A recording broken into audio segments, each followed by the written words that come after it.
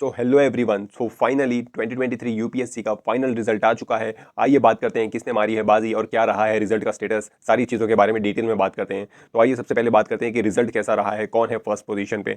तो यहाँ पर देखिए फर्स्ट पोजीशन पे जो आए हैं उनका नाम है आदित्य श्रीवास्तव। आदित्य श्रीवास्तव की यहाँ पर फर्स्ट रैंक आई है और ये पहले से सर्विस में है और ये अंडर ट्रेनिंग है, ये आईपीएस ऑफिसर है पहले से ही। ठीक है, सेकंड पोजीशन की बात करते हैं, इनका नाम है अनिमेश प्रधान। इनकी सेकंड पोजीशन आई है अनिमेश प्रधान की। थर्ड पोजीशन पे है यहाँ पर दोनोरू अनन्या रेड्डी की थर्ड पोजीशन आई है। फोर्थ पोजीशन पे यहाँ पर है पीके सिद्धार्थ रामकुमार। ठीक है, और फिफ्थ पोजीशन है रूहानी की, इनकी है फिफ्थ पोजीशन। तो ये लोग आए हैं टॉप 5 में। तो अब देखते हैं बॉटम पे लास्ट के 2-3 पोजीशन क्या है, क्योंकि ये तो हो गए टॉप 5 के, और कौन से वो लास्ट के लकी कैंडिडेट्स हैं जिनका लिस्ट में नाम आ गया और बच गए हैं वो अटेम्प्ट रिपीट करने से। ठीक है, क्योंकि लास्ट में भी अगर आपका नाम आ जाता है तो आपको एक रिलीफ मिल जाती है कि finally you are there into the list.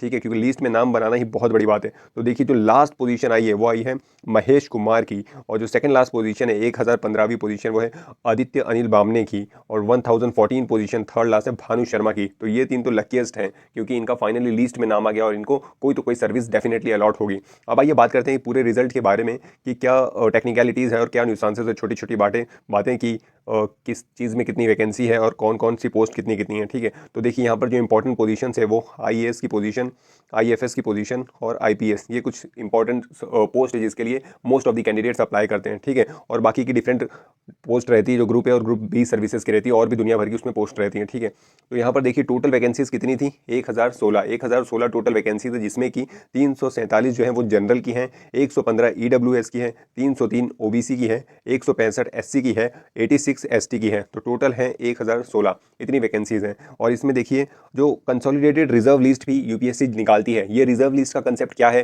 कि अगर आपका कट ऑफ मार्क्स से 2-3 मार्क्स कम है, ठीक है, तो ऐसे कैंडिडेट्स का एक रिजर्व लिस्ट बनती है कि अगर और भी वैकेंसीज आती हैं और कहीं वैकेंसी निकलती है तो इन कैंडिडेट्स को वहां पर मौका दिया जाता है। तो ऐसे 240 रिजर्व लिस्ट में कैंडिडेट्स का नाम है। ठीक है, 240 पोजीशन है उसके लिए।